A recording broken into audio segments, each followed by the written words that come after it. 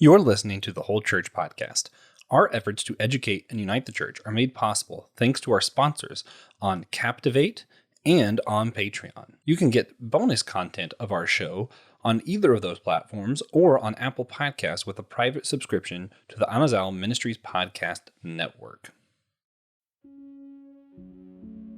Galatians 3:21-29 in the New American Standard Bible. Is the law then contrary to the promises of God? Far from it.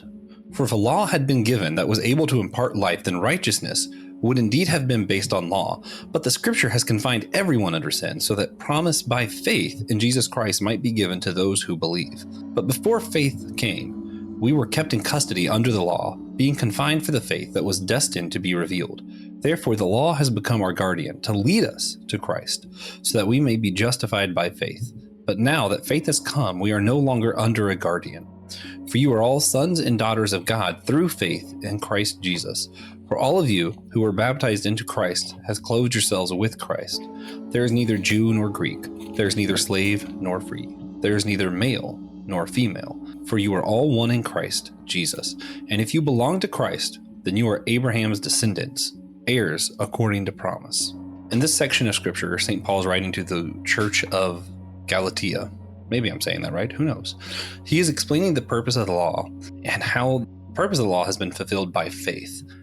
Russ Petrus, how do you believe we can all find unity in the hope of Jesus today?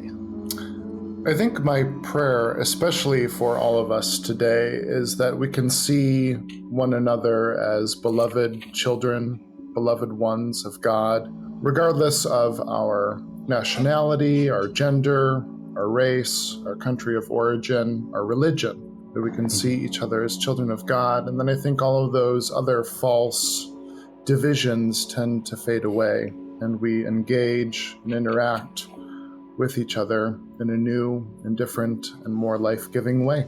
Yeah.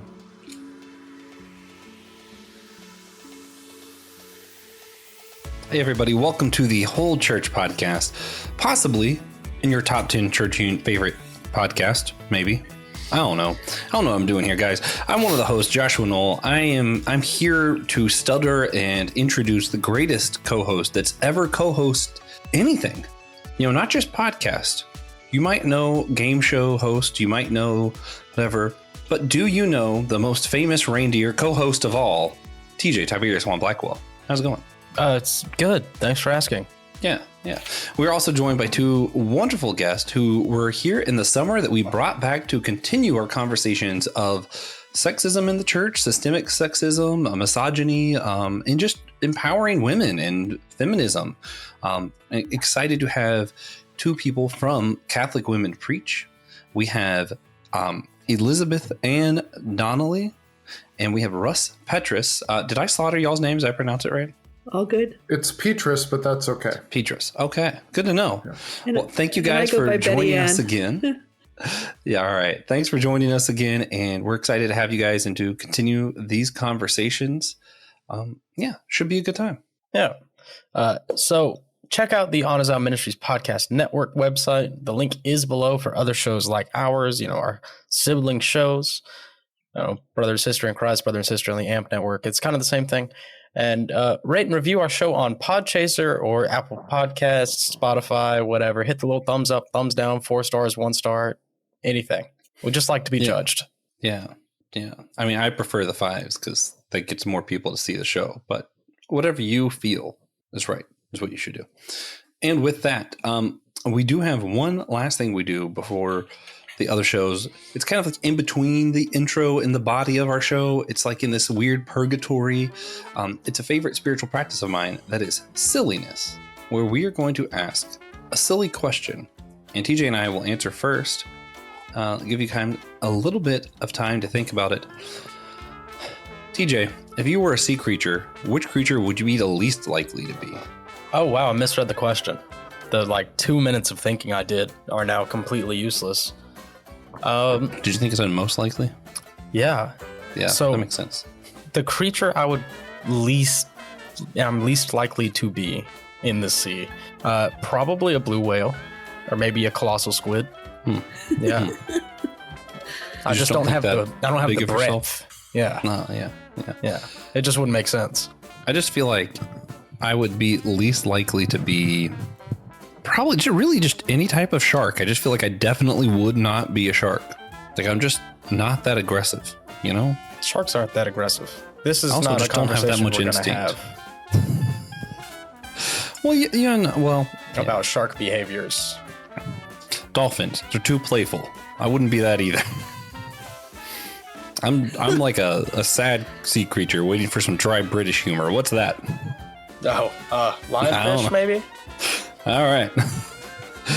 Russ, what is the least likely sea creature that you would be? Well, I've been doing some thinking about this, and I'm going to say a sea anemone. The thing is I couldn't introduce myself. I can't pronounce it. I don't know how it's pronounced. I don't even know how it's spelled, so I would not be that. Yeah. That's fair. You nailed it the first time you said it, though. Oh, did I? You did. Yeah. Okay. Yeah. Also, I think I'm least likely to be whatever TJ's answer for what he would have been was. Because I'm not whatever TJ is. Yeah.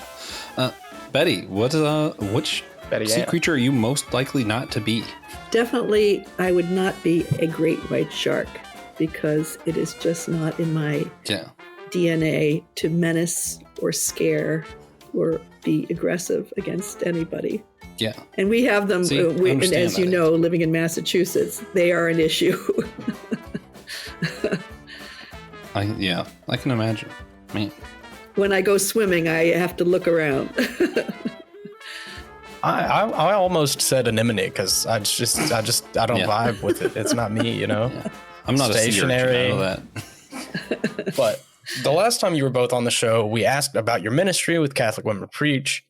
Could you briefly remind our listeners what your ministry is, why you advocate for what you do, and how you believe your organization makes a difference? Thanks for having us. Russ and I launched the Catholic Women Preach website in Advent of 2016. And since that time, we have over 430 short reflections, homilies, 5 to 7 minutes by amazing Catholic women from around the world for every Saturday and Holy Day of Obligation since Advent of 2016. And Russ has designed an amazing search engine. You can put a scripture reference, the name of the preacher, or a keyword like Samaritan women in the search, and you freely access all this incredible, rich preaching by Catholic women. Yeah, that's amazing. Yeah, that's really cool. So recently, the issues y'all deal with have become even more relevant with the recent Synod meeting in Rome. Could you explain what happened there and how it relates to today's conversation for us? Yeah, so this meeting that happened in Rome in October is sort of the latest step in what's been called the largest consultation in human history. Pope Francis called it back in 2019, and it started at a very local level with some listening sessions. And then those listening sessions went to each country's bishops' conference, and then the bishops' conference sent that along to Rome, and then Rome developed a synthesis of all of that. And then this latest iteration in October was a gathering of people who had been invited to sort of discuss some of the different issues that had been raised. What's really notable about this most recent meeting was that for the first time ever, 54 women were invited to participate as co-equal members with a vote on the final document. So this final document that came out of this synod raises, I think, for the sake of our conversation, a lot of issues around women in the church. In fact, the issues around women's participation in governance and ministry in the church was actually one of the only, and I think the only issue that was labeled as urgent within the church. So right now we're back to discussing it again. We've got the results of this meeting. We're back to discussing it again. And then there'll be another meeting in October 2024. So for people it's who are a big deal for interested, Catholics. it's huge. For people who are interested, you can go to the website Synod, SYNOD.VA, which stands for Vatican. And the final document is the synthesis report. And then as Russ described, there was a working document going into it called in Latin, the Instrumentum Laboris. So I urge people who are interested to read both of those documents. They're very rich. The final report is 40 or 41 pages. And the 350 voters had to vote on each paragraph. And each paragraph got at least 2/3 of a vote. And paragraphs contain 21 proposals. And as Russ said, the one that was called urgent was elevating women in the ministry of the church. And now this report is not deliberative; it was consultative. But now we're encouraged to have another round of listening and discerning in advance of the next meeting in October, which will make recommendations to Pope Francis for the church. So as far as the results go, with the uplifting women being urgent, was that something proposed, or is that what they came to, that they agreed that it was urgent? Yes. Yeah, there's an agreement that it's urgent. Now, the specifics of that will still need to be worked out. So one of the things that's explicitly mentioned in the document is the possibility of ordaining women to the diaconate. So right now, women aren't able to be ordained to the diaconate. And there is some conversation in the church right now about the history of women deacons in the Catholic Church and whether or not they were ordained. And so there's all sorts of debate about that. From our perspective, we believe that women were ordained in the Catholic Church. And Phoebe of Romans 16 is the only person, male or female, described by Paul with the title deacon. So she's the only person who is given that title, diakonos. Now, we know that she wasn't a deacon in the way we understand deacons today, but it is notable that she is the only one who was given that description. I think we talked last time about there's a distinguished scholar, Phyllis Zagano, Zagano, who was on the first papal commission to talk about. She's one of the world's experts, and there's clear historical evidence that women were ordained deacons for the first millennium of the church, including abbesses of convents. But then the term deacon came to mean a step to priesthood. The permanent diaconate for men was restored at Vatican II, largely as an effort to get lay men involved. People in Europe, especially seeing the horror of World War II, felt that the laity had to be more engaged in the ministry of the church. And so similarly, we're saying, given the incredible pastoral needs at this time in the church's history, why should not women be restored to the diaconate? They already are engaged in diaconal ministry around the world, especially in places like the Amazon. Why not give them the sacramental grace of ordination? Oh, yeah. And we're going to talk more about Phoebe here in a minute when we get to some of the systemic things that happen that have kind of prohibited women in ministry. Also, we got to throw out, was it the other Mary, or was it at the first person that Jesus actually called to spread the gospel after he had risen? So that's Mary Magdalene. Mary Magdalene, yes. Yeah, so. The apostle to the apostles. Exactly. Fun stuff. But so speaking of which, we mentioned last interview we had that the church has made a lot of these systemic choices that have kind of prohibited women from ministry. Some examples, we mentioned how the word deacon is translated in a lot of English Bibles. The same word is translated deacon, deacon, deacon, and then all of a sudden you come to Phoebe and she's a servant of the Lord. And it's wait a minute, that's the same word. Why'd you change it there, guys? We have a lot of different examples like that. But, we mentioned Mary, the apostle to the apostles. We kind of skip over that title for her a lot of the times today. What are some of the other examples you guys can think of how the church has kind of systemized these misunderstandings about women in ministry? Well, one of the issues is, as another example, in the 16th chapter of his letter to the Romans, Paul enumerates the male and female, his colleagues, that he thanks for their commitment to ministry. And he includes Junia, the apostle. The apostle means one who is sent out. And so she is not in the lectionary, the official readings in the church of a 3-year cycle. So the extent to which women in the early church who were leaders in their communities, that memory is not in the readings that are chosen to be presented during Mass. And that history has and then the worst thing, well, not the worst thing, but also the way that priests in the Catholic tradition are formed in the seminary, in many of the diocesan seminaries, they don't get much history of the role of women in the church.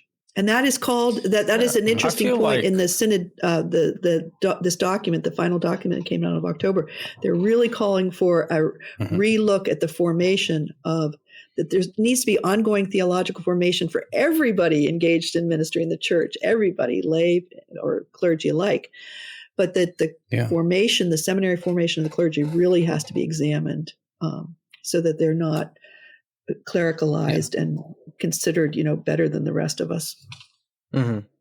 Yeah, I feel like I see a lot of in churches, young women, like extremely young women, 6, 7, 8 years old. Even at that age, will start to be taught that they should be teaching and not leading, because that's just the way the church does it. Women teach, don't lead. I feel like that's one of the things that's been internalized for a lot of churches, and people don't even realize it. Yeah, or churches they'll only hire women for high school teachings. And this is a little outside of the Catholic Church. I don't know if they do similar things or not, but I know a lot of your Baptist Pentecostal churches will do this, where you hire a woman for teaching, but maybe not high school, because then she's kind of correcting men. That's not okay, right? So they have this children's okay, but afterwards, and it's kind of, I think at one point it was spoken, and now our society is one where that's not okay, but it's still kind of that practice is carried on. I think a lot of times without even thinking about it. You mentioned Julia. It wasn't that also one or Junia that they tried to for a long time say that was actually a man's name. They tried to change the name a little bit in translation. Yeah, it was Junius. Yeah, they tried to, because they couldn't conceive of a woman being an apostle, so they were like, oh, it must be Junius. But yeah, if you go back far enough into the manuscripts, it was Junia. Yeah, that's one of those things that really upsets some more biblical literalists, where you're like, no, sometimes they literally just go, that can't be right, and change a word. Sure, yeah. It's that's just part of translating, unfortunately. Yeah, you always sort of have to ask which version of the Bible, what year and when, That's I think even the verse that we started with, the Galatians, where he says brothers and sisters in the Lord. I think a lot of versions just say brothers in the Lord, right? I think they kind of added that because there was a gender neutral term, so we're trying to figure out what's that look like in English without just masculinating everything. Sure. Everything? Yeah.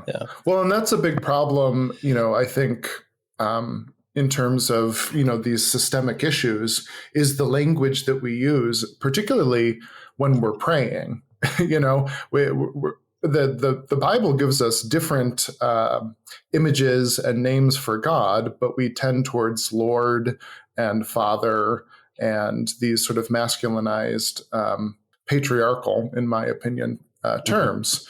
But, we also hear that God is mother, we hear God is weaver, we hear God is potter. So there are both gender inclusive and sort of more gender expansive language options that we can be using for God. So, why do we stick with the masculine ones? I actually made a friend really mad once because we were talking about something. There was something that where God was portrayed different. And I was like, well, God doesn't really have a body. So, I don't know if that really should matter. He was like, well, you wouldn't call God mother, would you? And I was like, Isaiah did in the Bible. Right. I didn't like that so much. Yeah. People forget. Yeah. So one of the big examples we get from this is the Billy Graham or Mike Pence rule of men not allowing themselves to be alone with a woman to avoid being accused of sin.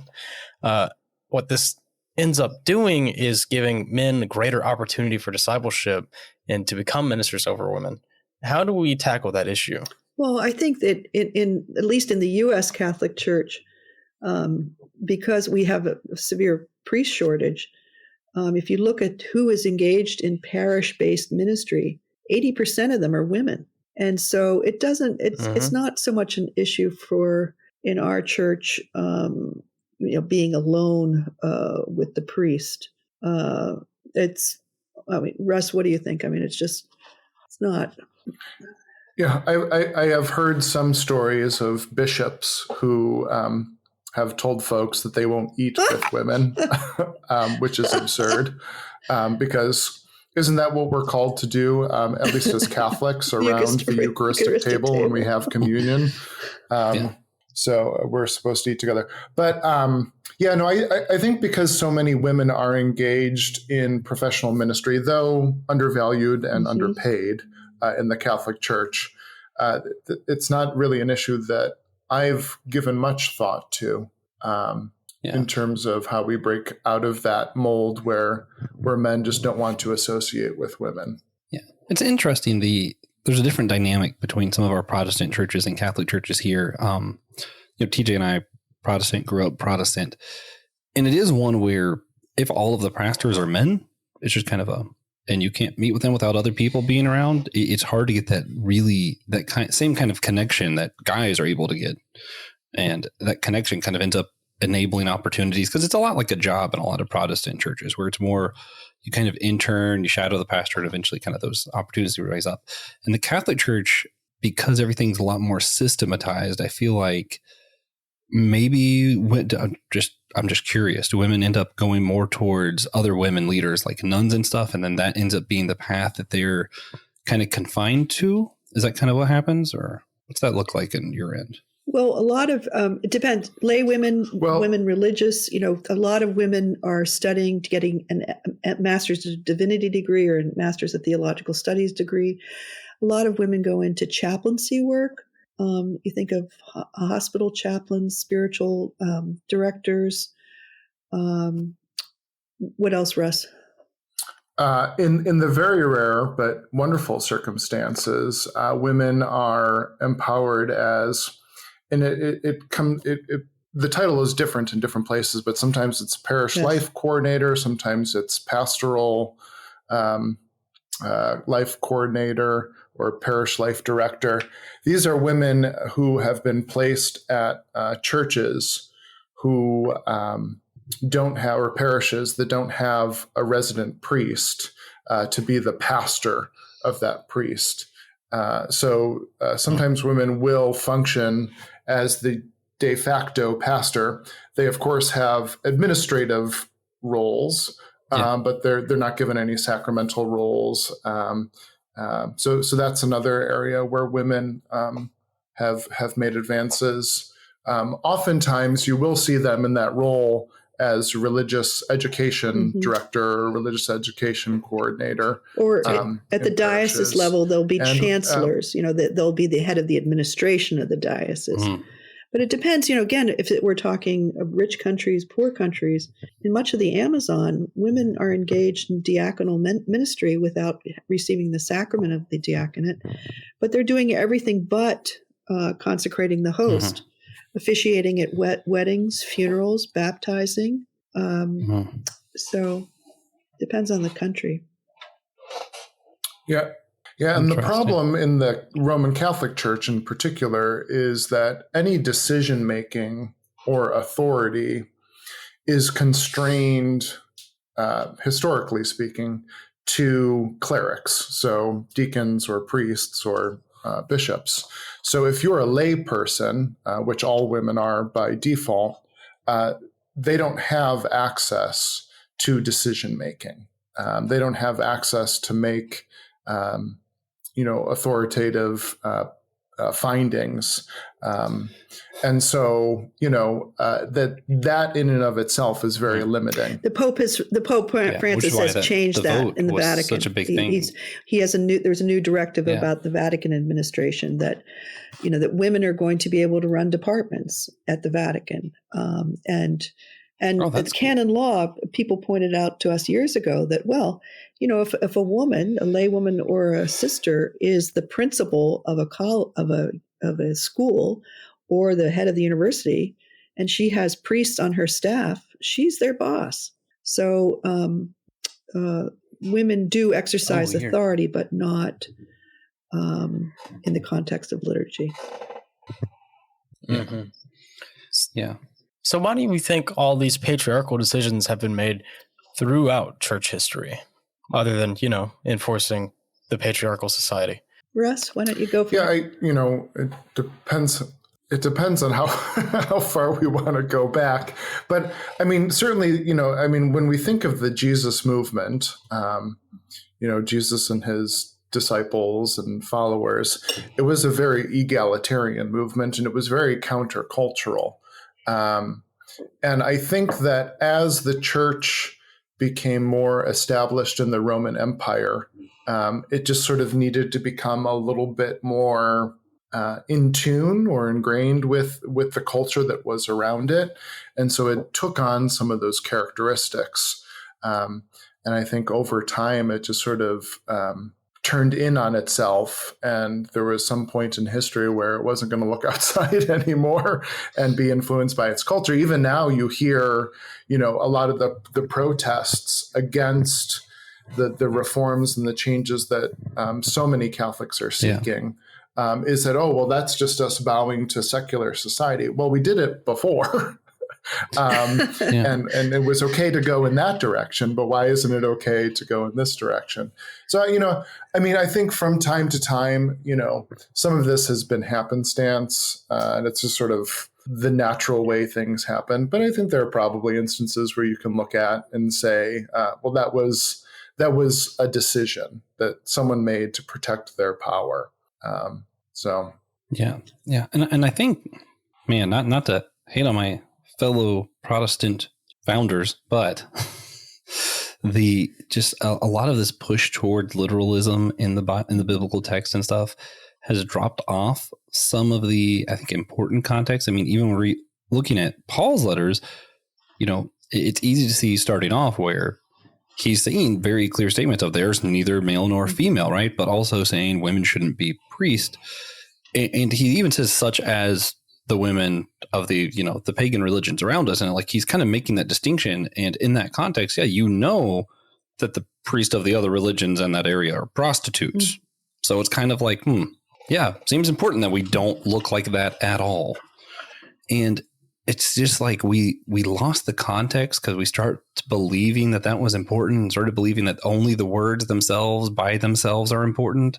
And I think that's really didn't create the problem, but probably confounded it and making it a little bit harder to change, that we kind of leaned into that. But to get past some of the negative stuff, to get further into negative stuff, I guess, a lot of people get really uncomfortable or defensive when we're talking about this kind of stuff. When we're talking about systemic discrimination, really of any kind, systemic racism, all this stuff, people get really defensive about the idea because they have a hard time understanding that how prejudice can be shown unintentionally or how sin could be communal. It's, I don't feel this way towards this kind of race, so how could this possibly be racism? Or I don't feel this way towards women, so how could it possibly be, they just have a hard time understanding what systemic prejudice is, and that sin can be not just an individual making a sinful choice, but a sinful culture or sinful decisions. How do you guys address these concerns when they're brought up from people? I think you would hope, what I'm getting out of this synodal process is the commitment to listening to each other and listening to people's stories.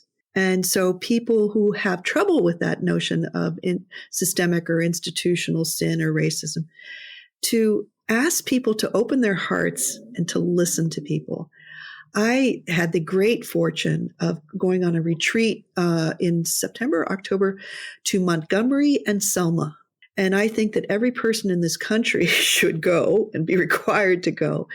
And we had an hour and a half with a woman named Joanne Bland, Bland. She was 11 years old on the Edmund Pettus Bridge on Bloody Sunday. And her sister, Linda Blackman Lowry, wrote a must-read book called Turning 15 on the Road to Freedom.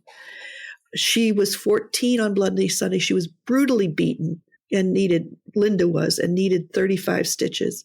And she begged her father, and he finally allowed her to go. She was the youngest person of the 300 who marched from Selma to Montgomery, because she said, I wanted to show George Wallace my stitches.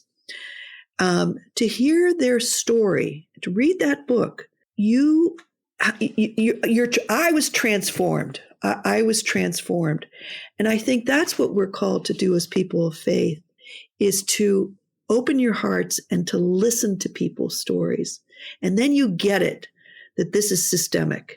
And that you go to the Legacy Museum in Montgomery, and you realize how the economy was completely built around slavery, and the way people were incarcerated waiting to get on the auction block, and how families were torn apart.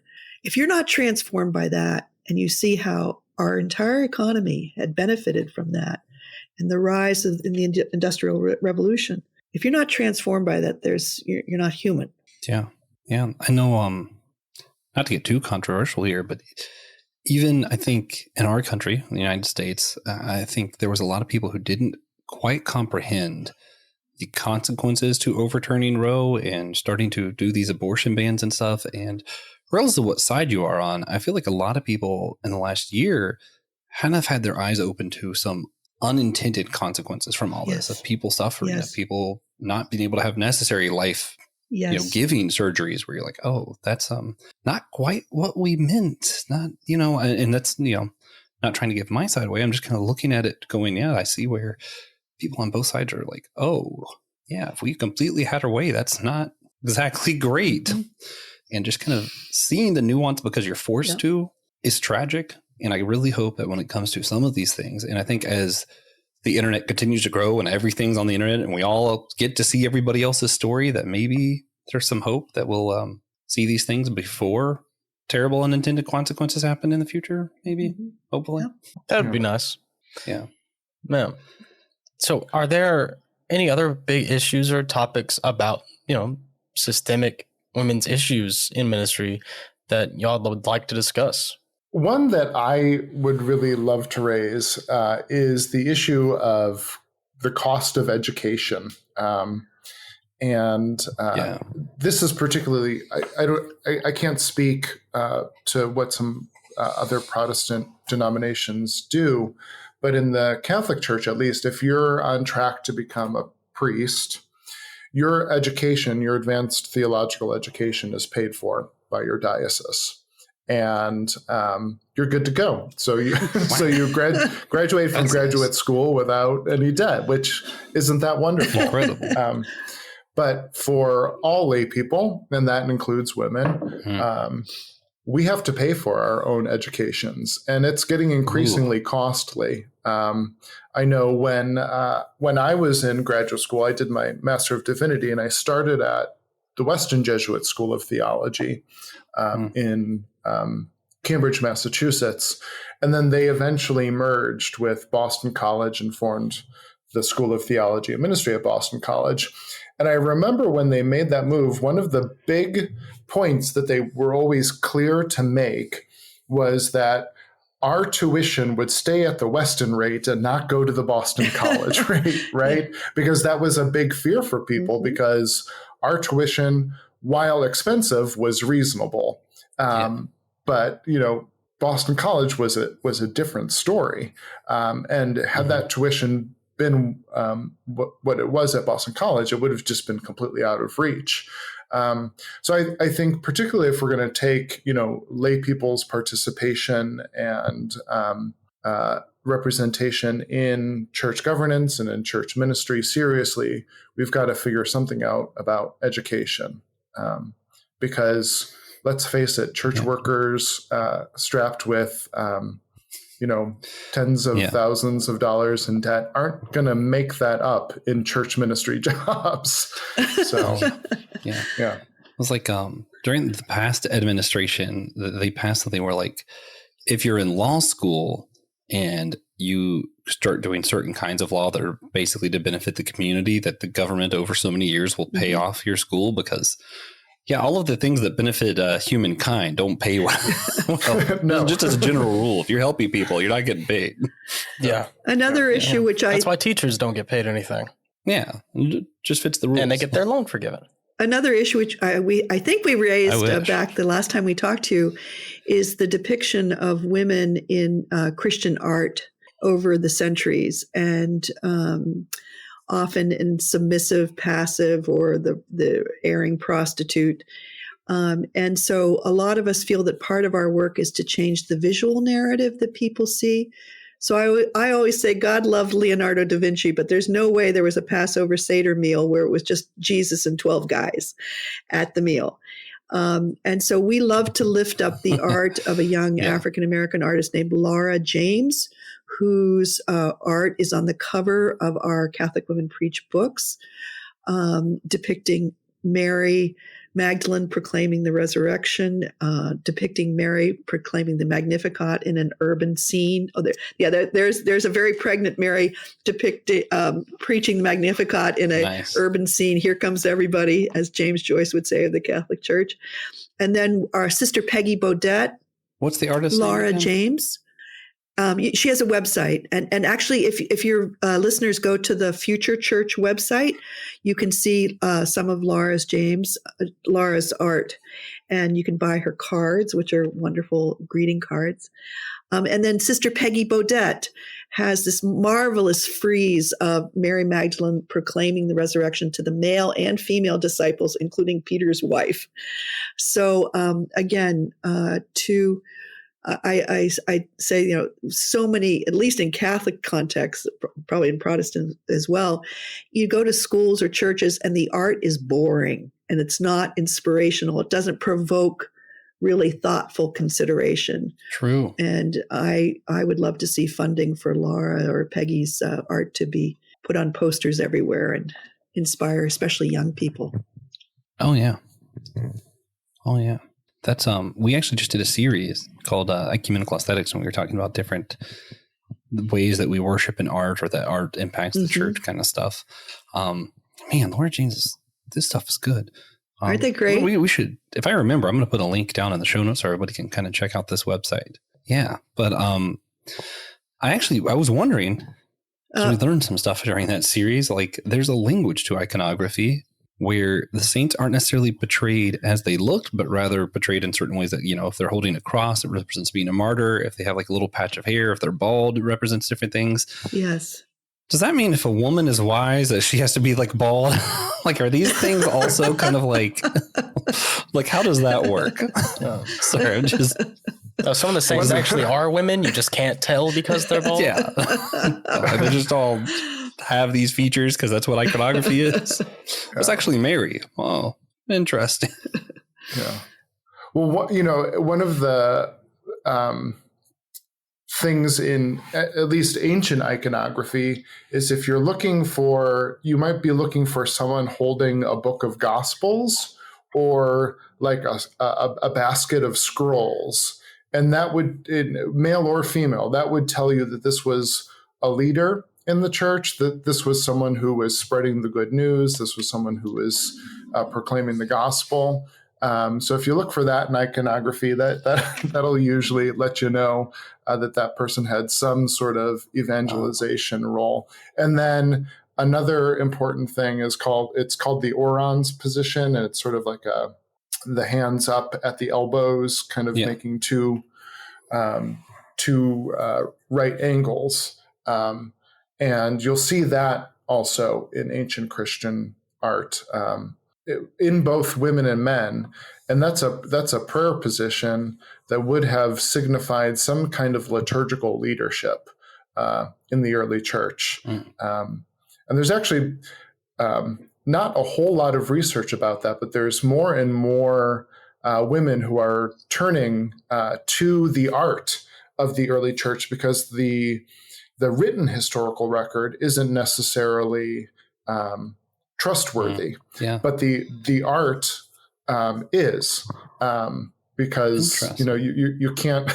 Although in some cases they have changed the art, but there's just a trove of art that shows that women were in leadership roles in the early church, and actually, Christine Schenck. Yes. Do you have the title of her book? A magnificent book It's called Crispina and Her Sisters, Crispina and Her Sisters. And there's a subtitle about women in authority in the early church. Don't quote me on that. But and the author's last name is Schenk, Schenk. And she's done some really groundbreaking work on particularly funerary art. So what were people putting on their tombs? Crispina and Her Sisters, Women and Authority in Early Christianity by Sister Christine Schenk, CSJ. And she spells Schenk, Schenk. Quite authoritative. Man, that's cool. Yeah, that actually, I'm glad I asked, because so there was other ways to kind of depict these things in the iconography other than just bald means this. There's other ways to depict it. They don't have to have the women be bald. All right, cool. It's good to know. Also, I guess I just one where we do change the words a lot as we go down. It is a little bit harder to change some of that, the art that's preserved and handed down like that. That's really useful. So that being said, we do one last thing before we get to our outro kind of stuff. And we like to ask everybody, we do a couple things actually, but we like to ask everybody, if you had to give a single tangible action that someone could go do right now that would better help the unity of the church, what's something that people could stop and do now that would promote Christian unity? Russ? I guess I'd return to what I said at the top of the show, which was about seeing each other first and foremost as children of God. And so I'd invite everyone to take some time to revisit an interaction that they had, that they're not satisfied with how it went, and revisit that through the lens, the other person next to me, in front of me, the person on the other side of the computer screen is a child of God. And what does your conscience tell you need to do? Do you need to reach back out to that person? Do you need to apologize? Do you need to reevaluate? It's something that I think particularly right now with the divisions that are so turning so violent in our world, that we could probably all benefit from, myself included. Yeah, that's good. That's good. I would same question. How would you answer that? I would ask people to Google the expression "conversations in the Spirit." That was the process which they used at the meeting in Rome in October. So they had round tables of like 10 to 12 people, and they would begin with silent prayer, and then they would ask each other, "Now, how would you like to be called in our conversation?" By your first name. And then the question at hand, each person at the table would be given 3 minutes to reflect, to say what they thought about it without being interrupted. No interruptions. Then there was a period of prayer and silence. And then another round in which you were encouraged to say, what did I hear? What did I hear from the other people around the table? What stood out to me? What is the Holy Spirit calling us to do? So it's a deeply contemplative, thoughtful process. And then there was another round of free conversations. So this whole thing about synodality and synod, it's a commitment to deeply listening to each other. And similar to what Russ said, that if I can come out of this just listening more intently and in the Spirit, it's a grace. And that's going to help bridge our divides. Yeah, for sure. So what do we see change in the world if everyone starts doing these things? Both, listening intently. What happens? Well, I look out, right now at what's going on in the Middle East with Israel and Hamas, and I can't begin to claim that I have any deep understanding of what's going on over there. But I do believe that somewhere along the way we've lost that sense that we're all inhabitants of this earth. We're all children of God. We're all beloved. And I think if all of us could start there, that all of our interactions, all of our engagement would be very different. And I see this even in the United States as we have conversations about this. We tend to ascribe first and foremost motives and politics and everything else. But if we can first ascribe child of God, I think we just end up in a very different place. All right. I So just say before we amen to wrap that. up, we like to ask everyone to share a moment that they saw God in. Yep, right. Where we saw God recently, whether that is a blessing or a challenge or a moment of worship, whatever it may be. I always make Josh go first so that the rest of us can have more time to think. So, Josh, do you have a God moment for us? Yeah. I this last weekend I had a Friendsgiving. I had a few older friends and newer friends and different people come over, and we were able to, eat turkey, my favorite holiday. We were able to celebrate together. Then today, actually, I recorded an episode about How I Met Your Mother Slapsgiving episode. For our other podcast, Systematic Ecology, we're talking about just How I Met Your Mother and Thanksgiving. We're recording our Thanksgiving special. And just reflecting on the things we're thankful for that show this year, reflecting on my friends who were there. We had a lot of friends who've been there every Friendsgiving. We had a few friends who have never been to one before. And I think the thing that challenged me was I have felt very much like I'm doing the same old things over and over. And then actually looking at my year, realizing I started a whole new kind of school. I have whole new friends. I have been to 2 Comic-Cons this year for a podcast. I have never been to Comic-Con at all before this. And just realizing there's a lot of new in my life that I just hadn't recognized as such. So just kind of the challenge to recognize what I'm doing, what I'm having a little bit better, and being more thankful. Yeah. Yeah, awesome. I'll go next. For me, I also went to Friendsgiving. I was there. Whoa. Yeah. I'd hate to cheat, but, God got us there, safe. Everything went well. Yeah, I saw you. All the food was good. So. Oh, thanks. Yeah. This one guy brought ratatouille, and I found out I really like ratatouille, which is weird because I don't like most of the ingredients in ratatouille. Yeah. I don't like it. I'm the one that cooked it. So, Betty Ann, do you have a God moment for us this week? Yes, definitely. Last Thursday, I went to Boston College for the funeral of one of the on our advisory board of Catholic Women Preach, a theologian named Richard Gaillardi. When you look at his name, it looks like Gaillardettes, but he was a very distinguished theologian who was really passionate about a transformed church in which the ministries of all the baptized are fully recognized and valued. And he had a 20-month battle with pancreatic cancer, and he left his wife and 4 adult sons and their partners. And it was such an outpouring of affection and tribute to him. And to have that ability to be together and to, especially the theology community at BC and the lives that he had transformed, and brilliant preaching by both Richard Lenan in the homily and his longtime colleague Sandra Derby from undergraduate days about how he lived and fully embraced the Paschal mystery of our dying and diminishment, and yet our rising in Christ with very profound hope. So it was marvelous. And I also happen to be reading Jim Martin's book right now, Come Forth, which I highly recommend to people.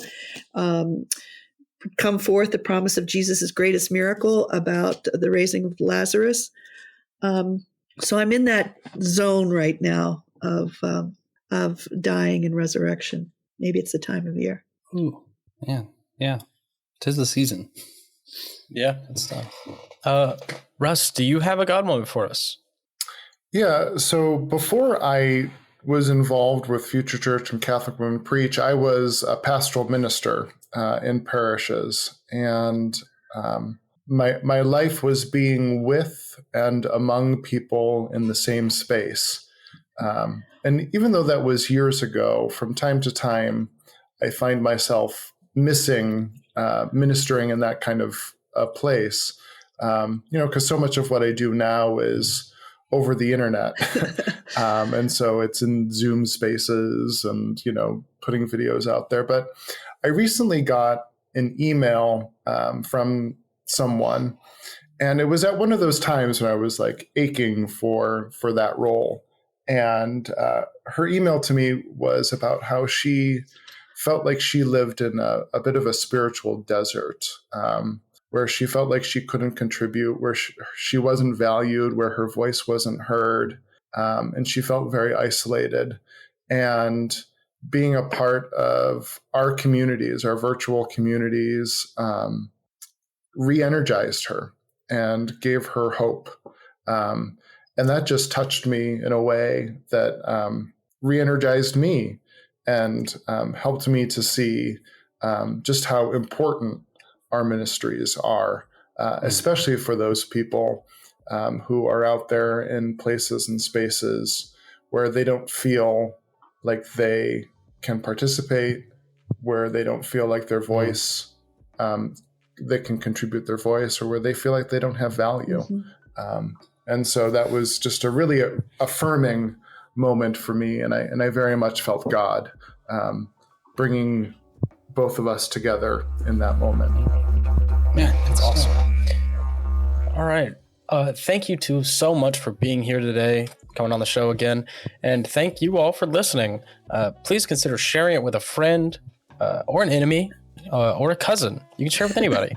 And if you're listening on the YouTube channel, make sure to hit like and subscribe. Boost us. Get us out there. Spread the word. I'll send you a penny in the mail. It's really worth it. Yeah. The sending part costs more than the giving them a penny part, though. It does, yeah. Yeah. Also, the copper in a penny is worth more than your penny.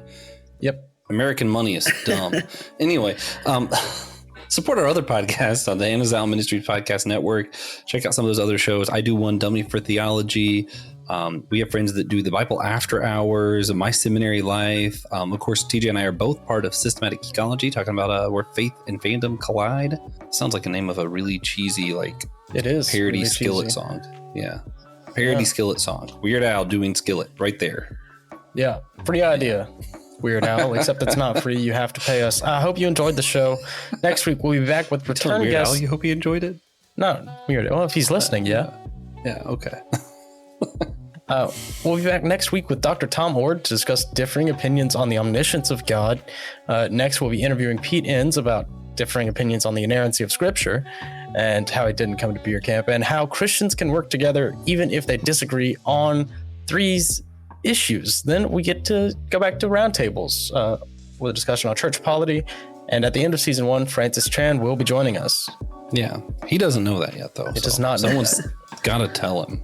He desperately needs someone to give him the info, you know? Someone needs to send him. In fact, if you could create the link for the call and send it to him and us, that'd be great. Yeah. Thanks, listeners. Yeah.